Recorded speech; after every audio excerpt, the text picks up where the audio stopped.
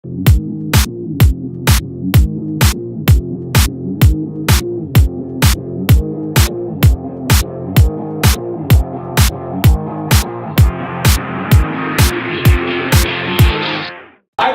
first when it first came out several years ago, and it transformed my life, my business, 5 years from now. So I haven't implemented everything in the book, but it will. And Mike's amazing. I look up to him a bit, quite a bit, for many things that he's done, and it's really an honor to be here in the next 20, 25 minutes and share some things that I've done and some experiences I've had. And I hope you have a great time. And I've only been here for a few minutes, but I feel the energy, I feel the passion, I feel the excitement, and it's really an honor, and thank you for having me with you all today. So we're going to talk about entrepreneurial depression. I think the key thing is to define what is depression. Now, again, to be very clear, this is not the clinical sense of the word. Some of my friends have said, Ramon, anybody have politically correct friends? Anybody? Raise your hand high. Only 3 of you do. Okay. So the rest of you don't hear talk about, those people, you say the wrong word and they freak out. You know what I'm saying? So they said, Ramon, you can't use the word depression. Okay, so just to be clear, I'm just talking about regular, simple, New Jersey, simple people depression. Like you feel bad. That's what I'm talking about. So just to be clear, this is not clinical, I'm not a psychologist, I'm not a doctor, in case you thought I was. So what is depression? According to a quick Bing search or Google search, basically, it's about being persistently sad. This yucky feeling that oftentimes we go through. It has a little bit of being moody, feeling irritated. This is what depression's about. Anybody understand these feelings? I have. I've gone through spats of suicide. Not taking my life, but wanting to take my life. So I've gone through this before, and I'm sure many of you can identify with me. We're all human. Feeling worthless or helpless, decreased energy. This is, from what I've gathered, read a little bit, what depression is. I'll define it in the dictionary. So I think you'll understand what I mean, and we all have gone through these things. So that's what I want to talk a little bit about today. Entrepreneurial depression, what we as entrepreneurs, as business owners can do about it. And again, I share that with you from my experience, not from having talked to a doctor, but from feeling very yucky, from feeling very bad. And I'll talk about some of the problems we have as business owners, and I am one. And I'll talk about hopefully some things that we can do to overcome that. So I'm an entrepreneur, best-selling author, speaker, and all those kind of things like this. I love to wear vests, they make me look smart, so I wear vests. I have a magazine, Smart Hustle Magazine, and et cetera, et cetera. I'm sharing these with you. Congress has asked me to testify to them, but I share these things with you, not because of anything why I am, but just to set the context of why I'm speaking with you. And I promise you, I suck at finances. I can't add, I don't know what the balance sheet is, I don't know what a profit and loss statement is. I can't even spell quick or books very well. So I have a lot of problems, but I can sure do marketing, and I can talk about depression. So that's a little bit about me. I've had the pleasure of interviewing some amazing people. The guy on the top right is not a political statement. I was in the event once, Mike, and, are you saying you're a Democrat voter? I said, calm down. He was the president. So one day I'll have another president up here. So been able to talk to a lot of the sharks and do some amazing things. Those of you who are tweeting, my Twitter handle is Ramon Ray. And of course, use the hashtag, I think, ProfitCON, Christine, I think that's, Twitter handle ProfitCON, or Mike McCallum, you can spell that last name. Point being is that let's move on to talk about this very serious topic. Entrepreneurs are stressed. How many of you live stressful lives? We heard about it with everybody. We heard about it from the young lady who was here, the last person who was on the hot seat, or whatever you're calling it in this event. We are very, very stressed out people. We got our events, we have our clients, we have our business practices, we have what do you call the little people who are not mature yet? We call people kids. The people we sleep with, spouses, significant others, right? We got all these things. There's a lot of issues we're going through. I mean, cash flow, bad hires. Anybody hired somebody bad you knew you shouldn't have? And after you hired them, you're like, oh no, I didn't. I should have. Something like that, right? Yeah, he's like, yeah, I didn't. I know what it's like. Market conditions. Is North Korea going to bomb all of us or not? I mean, the world's a crazy place. So what do we do about it? These are some problems we have. Manufacturing challenges, some of you have other challenges, and more. How do we get more profit? How do we get more revenue? Should we fire a client? Mike talked about look at the top, top part of your client's lower part. These are a lot of issues we have as business owners. So what do we do about it? So one big issue, of course, we have is no sales. How many is that a big issue for you all if you don't have sales, not enough? Okay, about 2 people. Y'all at a Profit First conference, you not worried about sales? Man. Worried about profit. Oh, excuse me, you know what? That's a mic drop, like 4 mic drops. How many of you are worried about profit? Okay, all right, okay. Except for this table, they're not worried about profit. So, but you get my point. No revenue, the money coming in. This is a big concern that we have as business owners. So why are we lonely? Why are we lonely, which is a big cause of the depression? Actually, the young lady talked about tab, we'll talk about mentorship. I'm going through the same thing. I hired a mentor coach, in fact, to help me in my own business. So I identify so much with you. I wish I could be here all day today. I wish I could be here more tomorrow. I'm learning as I'm here with you. So these are some problems we have, is that we're lonely. We feel we're all alone, yes, except for this next 2 days, okay? We feel we're alone because people don't understand, because they don't. We think that people think we're crazy because we are. Or in that cases, because we are. So why is this? I think one big problem is we can't share with our close family members. Are you married, sir? Okay, is your wife here? Okay. Could you share that with a close family member about what you're going through? Just say no. Don't say yes. Just say no. Could you share that? No, you can't. I mean, you sit on the couch and say, hey, I got this issue, that issue. What? Right? Just say, remember to say yes, right? So, you know, you get what I'm saying? How many ladies here, how many have a husband in their house? Okay? Mess with the jacket. Can you turn to your husband and say, honey, you know this is a big issue? Just say no. You can. Right? So my point is, we have issues. I understand those issues. My wife didn't understand the journey of entrepreneurship. We're homeschoolers. We homeschool our children. 2 of them have already graduated out of homeschool. She now has a wheat business. And I said, honey, I think if the IRS rules you make over $600 a year, you have to file a tax return, yes? Yeah. So I said, honey, you gotta file taxes. She said, well, I don't want to do all that paper stuff that you do. Well, it's a business. Sell threes or give them away. So my point is, she didn't understand business until she saw Shark Tank. That opened her eyes to why I was up late at night crying and screaming and going crazy. And she's like, this is you? I'm like, yeah, that'd be me. So we all have our spouses, significant others in our lives. We can't talk to them. Some of you can, of course. But you understand what I mean, that we're in a different world. What about other issues? What about our children? The gentleman brought his child here, good for you. We can't talk to our children about these things, for sure. You can't sit down, Johnny, I want you to understand. The reason why mommy had to sell your toys is because the customer didn't pay. So their net returns, then y'all do, on the bottom of the sheet and all that, were like 45 years. And so mommy has to wait a while, and then you'll get your toys back. Yeah, you can't. This is why we go to Johnny's house so much, so we can use it. No, don't steal the toys. So we can't talk to our kids. They won't understand. We want to protect them, of course. We got other issues. What about this? I'm here on stage, Mike is on stage, we're having a good time, but doesn't this lead to the hero status? I know it happens to me, right? People think you're an entrepreneur, so you are like the man or the woman. How many of you have heard say that? Only half of them, okay. Yeah, so you understand what I'm saying, right? You walk into a room, oh, you own your own business. You get off when you want. You must be this. And you're like, well, if they only knew. Right? I call that the hero status. We have this image in Shark Tank, that helps the lady cry, oh my God, and they don't know that doesn't mean jack diddly or even squat sometimes. So the point being is that we have, so this is some reason why we're lonely. Some reason why depression sets in. Because we have these issues. What about the shame and fear of failure? I worked at the United Nations for about 15 years. While there, I started 2 companies, could have been 3, 2 or 3 companies, and sold 1. So business was good. But it was good, why? Because I had a secret. Because I had a full-time job.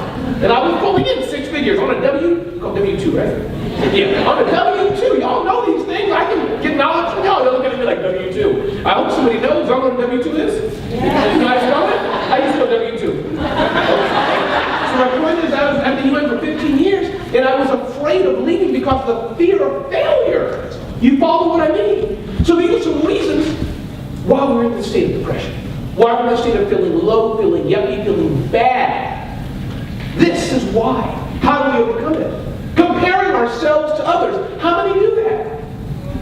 Yeah, some of y'all do that, and the rest of y'all are lying big time, I know it. Mike, there's a lot of liars. Mike, you got liars in this room, brother. Really? So I used to compare myself more to others. I'm in the information space, marketing, etc. things. Used to work with Infusionsoft, etc. So I look at Seth Godin quite a bit. He's my mentor. And somebody I look up to. Anybody have people you look up to besides Mike? Anybody else? Shout out to who you look up to. Lauren Vogel, but okay. Anybody else? Okay, yeah, Ken feels good again. Zig Ziglar, yeah, exactly, yeah. Anybody else? Joe Woodard. Who's that? Joe Woodard. Yeah, all these people, I'm sure awesome people. So doesn't you find yourself comparing yourself, right? Why can I speak as well? Why can I do as well? Look at her, right? Am I a family here? Am I alone in this? Is this right? Okay, good. If you could you just agree with me and say, okay, amen, sometimes I can feel warm. So they're not, no, just okay, good, thank you. So we compare ourselves to others. And that makes us feel bad as well. I was on a phone call yesterday with a very popular organization many of you know about. So they were surveying me about the organization. I found out yesterday, and I'm going to say this, I feel great, that I was in the top 1 to 10% of the members of this organization, and many of you know as far as revenue. And I say that because all these 4 years, and Mike, you know this organization for speakers, all this whole time, I was depressed because I thought everybody in there were millionaires. And he said, no, it's a lie. All this stuff, all the crap they teach at these events, it's a lie. So my point being is that I'm like, I'm going to compare myself to people, and I'm the top dog. Then I got depressed again because I had no hope, nobody be around. So my point is that we compare ourselves to others, but listen, it's easy to look good, right? It's easy to talk the talk, but as I read in Profit first, what matters, am I right, Mike? How much goes into your pockets, or something like that. He said, I had a highlighter and I cut out some of the words, I can't remember. But the point being, stop comparing yourself to others. You compare yourself to others, unless you're darn sure who they are, be careful. Be careful. So these are some reasons why we're in the problem we are. So how entrepreneurs can overcome depression? We're going to walk through, in a few minutes I have, a few key points, and we'll be done. Y'all can go do your marshmallow fest, whatever y'all want to do next. How entrepreneurs can overcome depression. Some things that I found, that I've experienced in business, and I have a journey to go. I have issues as we speak, and I'll tell you guys, because I feel like we're family to a degree. The biggest struggle I have, some of you have problems marketing. Anybody have problems with marketing and social media? See, that's my jam. I can do that in my sleep. In fact, I can do it dead. I really can. The biggest problem I have is with my numbers. I don't understand numbers, really. I go through QuickBooks, I hit those buttons like run report, what's it say? Run recommended report, and I just read it because I know I'm supposed to read it. I know what it means. I mean, like all this red, I'm like, is this good or bad? I don't know. So, anyway, so hopefully somebody here can help. So moving on, how entrepreneurs can overcome depression. What are some things that we all can do together to get over this yucky feeling, to feel a little better and going on? So one, mental fortitude. Mental fortitude. Everybody's not meant to be in business. Some of you are in business and you really should be working for one of your peers at the table. It's not a bad thing. My daughter took me to one of those Tough Mudder, a fake Tough Mudder, like a white label fake Tough Mudder thing, like for babies. And we went there 2 weeks ago for Father's Day. Father's Day was sometime this year. For Father's Day we went there. And man, you gotta have some mental fortitude to go through dirt, have a nail stick in your finger, and you're not Jesus, have a nail stick in your finger, and blood pouring out. It was horrific. So my point being, so you need to have mental strength and mental fortitude to be an entrepreneur. Am I right? Yes. Really? What's going on? I gotta say it again now. You have to have mental fortitude to be in business. Am I right? Yes. Hey, I'm looking for Julie. Thank you. So that's point one. You have to make sure you have the right DNA within you. And all of most of you are in business or you're working for it, you're in the senior level. But I encourage you, if you've been struggling year after year after year, get I'm sure Mike and the team here have a lot of resources for you, check in with them or a peer. Maybe you shouldn't be in business. And I'm not saying stop, there's a difference in quitting, but do you have the mental strength? For me, when times get tough, when money's not coming in, when I have problems, that gets me excited. The worst thing my wife said to me when I asked her, could we go out, was no. That was her fault. She said no. She should have said yes, we wouldn't be married today. But because she said no, they got me hungry. And she's married to me. So, mental fortitude. This is me, my daughter, when I heard you look at her, really? I take a selfie, put it on Instagram? Yeah. So that's my daughter there. So, second thing is educate your spouse or family. This will transform how you feel. Even small things. So my kids understand. They know what checks look like. And I teach them between a check and a bill. And so when we come home, Dad, a check. They don't say Dad, a bill, because that depresses me. So they say a check. Right? My kids understand. Invoicing. Sherry, can you scan these business cards for me? Sure, Dad. How much will you pay me? Like 2 cents. And okay, Dad. Okay, I did it. Can you give me the 2 cents? Invoice. What? Invoice you? Yeah, FRESHBOKS. Invoice me. Or whatever you want to use. Or the company here, I think it's an invoice. The point is, invoice me. And she understands. I get paid for 60 days, 90 days, 2 years. I'll pay you next Christmas. And so if you educate people, educate your spouse, your family, they will understand what you're doing. You understand? When it comes time for Christmas, April 15th, when your family understands why you're not around, they'll understand it because you educated them on what happens. April 15th. That here's the Mike, are these people really in the money? April 15th? I mean, these are your people. People are like, what can I do? But y'all know what I mean. Educate your family. Educate them about your world. I've done it and it will help you. Why? Because when you're down, they can hold your hand. When you're down, they can lift you up. They can help be the coaches around you because they're with you and they understand it. When you have to I have to leave webinars in the car sometimes. My wife is jamming and talking music. Boom, boom, boom. I think, okay, I got a webinar in half an hour. Can you shut the music off? Okay, sure, we can do it. Because she understands money's coming in 30 days. So she's educated. Okay?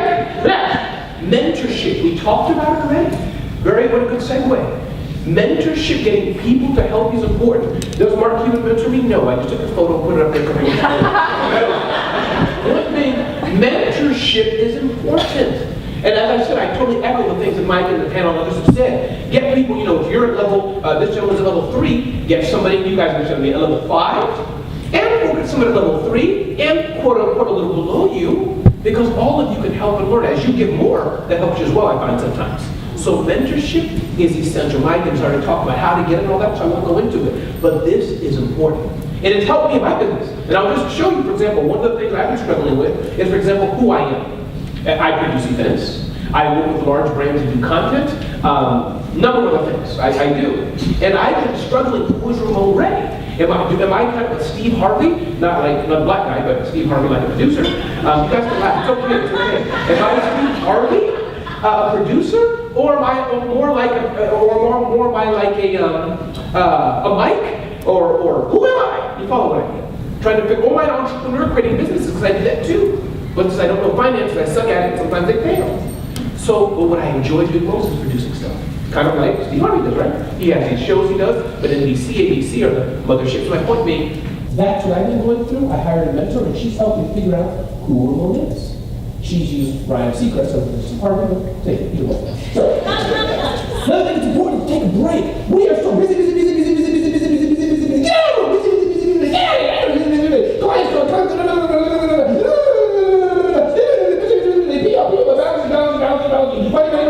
we're going crazy. You can't live like that 366 days. Count the numbers. 365 days a year. You can't do that. Take a break. Go to Aruba and sit back. Go to Queens on the number 7 train. I don't care what you do. Do something. Take a break. Chill. Go milk a cow. I don't care what you do. Stop clicking QuickBooks or FunBox and all these good people might come out there. I mean, nothing to the sponsors, but take a break. Do something different, because when you take a break, you refresh yourself. You nurture yourself. You're not such a jerk to your family. You follow what I mean? Thank you. So you just lost your job, Julie. It's Michelle now. Thank you, Michelle. So my point is, take a break.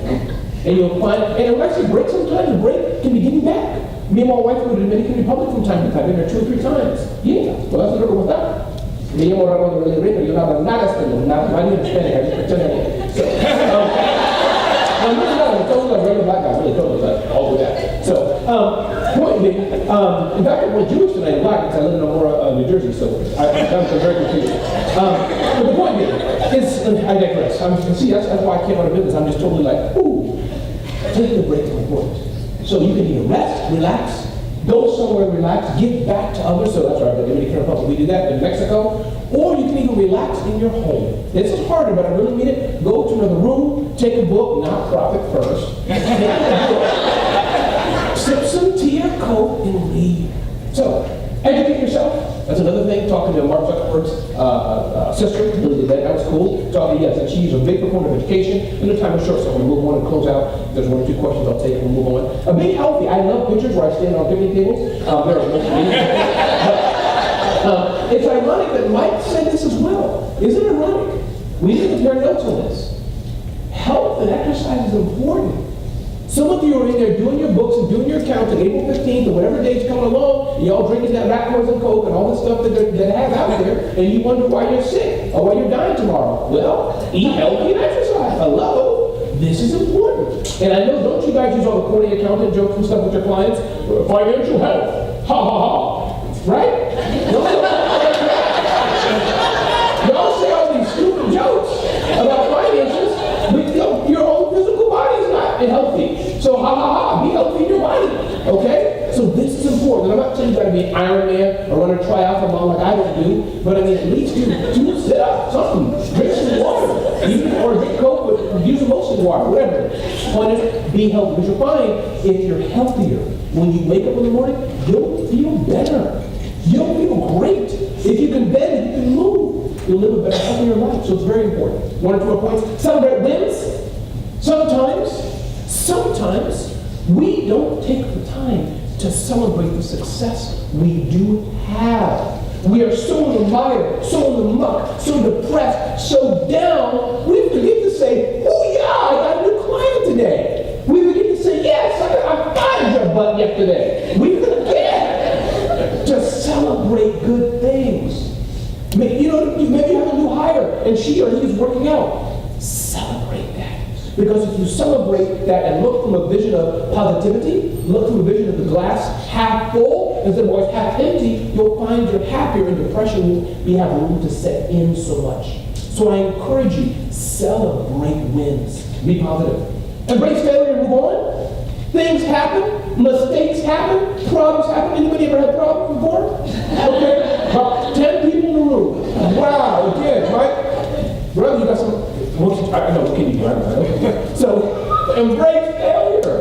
Things happen. Don't stay in the past. Yeah, you have to look. You want to learn from mistakes, but embrace failure and be able to want to learn from it. Learn from it is very important as well.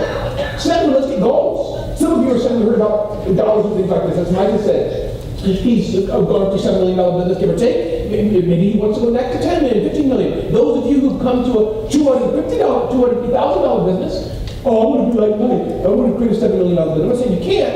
Why don't you start by just trying to create a $500,000 business? You follow what I mean? This goes back to comparing ourselves. Oh, and also, as I said, the first thing is having a mindset. I know my skill set. I'm not the multi-million-dollar business guy. I'm too distracted. I want to stay in a home office. It's just not my jam. $500,000 is my jam. That's it. More than that, I think. Am I right, Mike? I think it takes some different strategies and skills. If he said no, I'd be like, I'm making $10 million. But really, so my point is that's my realistic goal. And I encourage all of you to set realistic goals that you, your family, and what you could do. Because if you try to set a realistic goal, you will only disappoint yourself. Like again, I go back to the awesome young the child back there, the baby back there. Baby going through so much at that baby's age.